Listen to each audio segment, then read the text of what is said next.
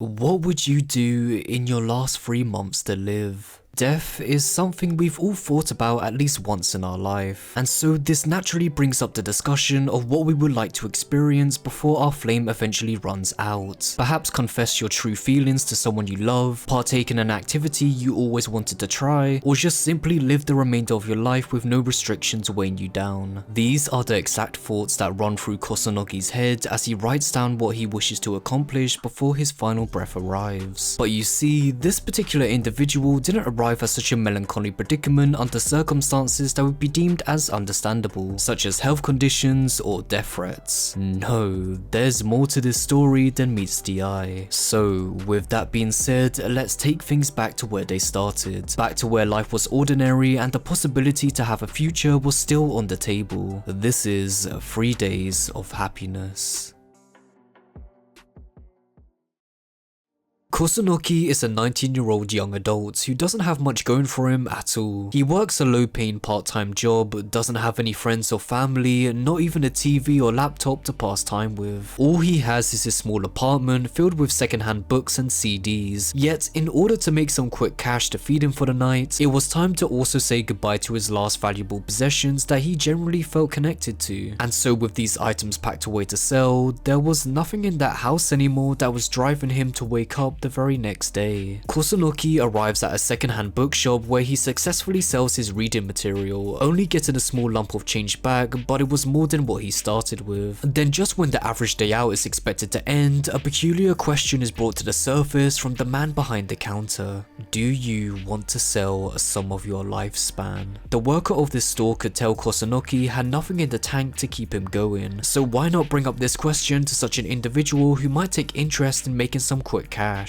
It all seemed rather ludicrous, doesn't it? Not only the question of if selling your lifespan is indeed possible, but also because how exactly do you put a price tag on someone's life? Where does the lowest bid begin? What is exactly deemed valuable in your life that makes the currency rise? These questions clog Kusunoki's head, yet normally you would expect the average person to dismiss such an absurd possibility of something like this actually existing. But Kusunoki isn't an average person, far from it. Since he has nothing, it makes such a theory easier to take control over his entire thought process. Upon moving on to the next CD store, however, he snaps back to reality to get his last deal over and done with. However, Kusunoki feels himself being wrapped up in a similar dialogue exchange to the man behind the counter, till eventually it loops back right to the very same question that shook his entire world. Do you want to sell some of your lifespan? At this point, Kusunoki can't tell if he's going crazy or if he's simply being played with, and so to settle on a conclusion, he arrives at the location where he was told such an event takes place. Inside what seemed like a normal office building was a young woman, awaiting to give these 3 life-changing options: your time,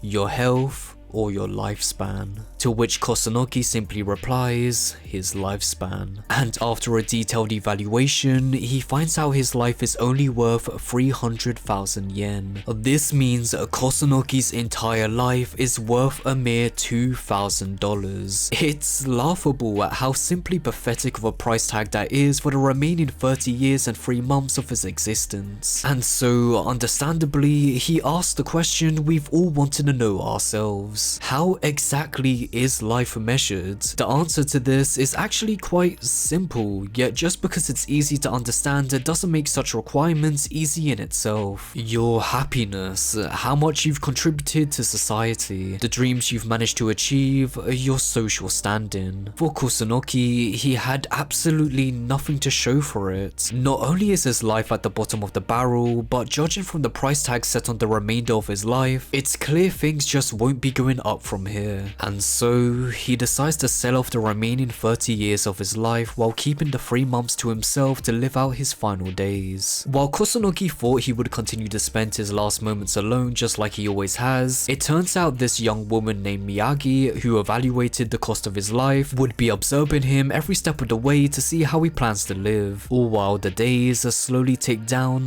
one by one. This now brings us back to the very start of this video about what you would do if if you were ever in such a position. And I think one of the scariest things about this predicament isn't about whether it's something you can attempt, but rather if it will end in success. This is a situation where you're practically forced to face the music, coming face to face with a list of options that have always been on your mind, yet you've continued to push to the back of your head to deal with them for later. After all, there's most definitely a number of reasons why you have avoided or prolonged to getting to this point where doing such activities is now something you have to give a final yes or no answer to. This could be down to financial reasons depending on what you have on your list, but generally you'll have at least one thing you could have always done but chose not to. The explanation is simple. It's fear. Fear is what often prevents us from going the extra mile because it's something that's completely out of our comfort zone. The activity doesn't have to be something deadly at all to initiate such a reaction, but rather instead you'll find out that a lot of the time, fear can be produced from the most straightforward things possible. Look no further than human interaction. We've all at least once felt a sense of worry in this area, whether it be through talking to teachers, parents, or even when it comes to disputes with a friend or partner. And for Kusunoki, this was reuniting with his childhood crush and confessing his true feelings. It was something he always put off, saving it to take place sometime in the future. But with his future no more, it was time to pull forward this deadline. However, Miyagi warns him that he should refrain from doing this. Due to her evaluating Kusunoki's lifespan before, she was able to see not only his past, but as well as his future. Of course, that future is completely out the window now that he's sold it off. But what isn't is the connections he holds close. And because his childhood crush was one of the small few things he was clinging onto in his empty life, Miyagi ends up knowing every little detail about this special individual. This not only includes her past, but as well as present and future. A lot can happen in the time span of a few years. People change, relationships fizzle out, until eventually everything you know only lives as a memory of the past. So with all this in mind, it makes all the more sense why Miyagi would warn Kusunoki not to pursue meeting such an important person who had a big influence on his life. Because if he does and things don't work out, then that would only spoil the memory of her that Kusunoki has been clinging onto since forever ago. Again, everything loops back to fear. It's unknown territory he would be stepping into, and Miyagi's suggestion to not see this girl feels more like a warning than anything. Yet even with all these signs in place, Kusunoki chooses to ignore them and continue doing what he wants. Whether the outcome is good or bad, this is something he needs to do for himself to put his own mind at ease and be simply at peace. Ever since the start of this story, Kusunoki has always been framed as having a not caring attitude. He did sell his lifespan after all. This way of thinking perhaps developed more due to him having nothing in his life, which may seem like a negative, but what actually spawned from all of this is one of the most important lessons everyone can learn from, especially with the connection it has to death. Yes, he does have 3 months to live, which can also explain this mindset he carries, but we're also going to die too. We don't know what the future holds for us, so there's no need to be so hesitant all the time. In fact, I'd argue Kusunoki knowing he has exactly 3 months and 3 days to live is actually a luxury compared to the position we ourselves are in right now. We don't know when our time will come, and yes, admittedly, it's pretty scary, but again, we shouldn't let fear control us for the rest of our lives. The exact attitude we need can be seen through Kusunoki, which is, to put it simply, the act of not caring at all. Throughout the story, he continues to do what makes him happy. He does consider other people's inputs, but at the end of the day, it's always going to be his final decision on where he takes his next step. And this is best shown when he learns that Miyagi is only visible to him. This means whenever he was talking to Miyagi out in public, it appears to others that he's no more than a crazy man talking to himself.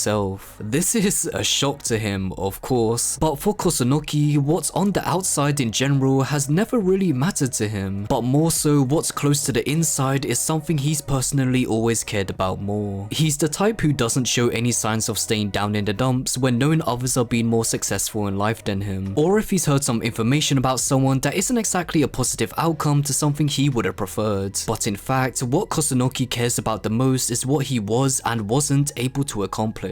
For example, Kusunoki is fine to listen to someone talk about how good their life has been because it doesn't have any involvement with him, but as soon as the conversation turns to him and his failed ambitions that were once a core part of his life is where he takes the most offense. It doesn't really matter if he did push those things to the side. They still end up mattering to him because that's what makes Kusunoki Kusunoki, and now this is shown by him not caring about the outside world's view on him, but instead the secluded bond himself and Miyagi share like their own personal inside bubble. He could have easily pushed this to the side like most of the other important things that mattered in his life by not interacting with Miyagi in public, but instead he grabs hold of the opportunity straight away. The past ties that he gave up on have shown to be the reason why Kusunoki is the way he is, completely alone with no desires whatsoever. But this observer becomes almost like his second chance that was practically forced onto him, and while he wasn't enthusiastic about it at first, he ends up benefiting from this opportunity by not continuing to fight against it, but to fully accept what has been presented. Miyagi becomes more than just his observer, but instead his final chance to learn about the value of finding happiness through other people, which in turn helps bring out your true self. 3 Days of Happiness is only a 16 chapter manga, focusing only on a small time frame with these characters due to Kusunoki's short lifespan, yet it still manages to capture everything important about the value of living to your heart's content. And I think there's something amazingly brilliant and beautiful about how such a short story is able to convey these emotions and lessons about life, because honestly, when it comes to reality, it can truly be this quick for us to wake up and realize that it is indeed possible to find happiness in our lives. It just all depends on when we decide to take that first step to make it our objective. This manga literally uses its time wisely, just like the message it's attempting to convey to the reader. Our time is precious and our future can change depending on how we use it. Why should we keep continuing to delay and push back a better, happier version of ourselves to save for another day when we can start right now? Because before you know it, a bunch of missed opportunities will have already gone by, just like it did for Kusunoki. These last 3 months allowed him to live his best life and find true happiness because that's what he wanted. He did what he desired while not letting anyone attempt to bring him down. Of course, some of the things he pursued didn't always turn out the way he wanted, but that's just simply how life goes. Not everything is all sunshine and roses, but we keep pressing forward to find precisely that,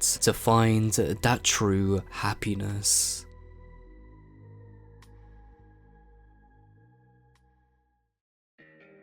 And so that's a wrap for this video. If you did happen to enjoy anything that I talked about today, then please give the video a like, subscribe, and turn on the notification bell so you can get notified when I drop my next video. It's for free and it lets me know you're enjoying my content, so if you're at least a slight bit interested, you might as well stick along for the ride. As well, do follow me over on my Twitter account at MikeyUB. It's the place where I'm most active, so if you do want to message me over there, then feel free. My Discord server is available to join down below in the description if you wish to hop in and chat with not only me, but as well as others from the anime and manga community. And of course, please do comment below in the video if there's anything you'd like to talk about, whether it's to do with 3 Days of Happiness or anything anime and manga related in general. Whatever the discussion is, I'll make sure to check it out. And with this, thank you all so much for watching the video to the very end. Hope you all have a great day and bless.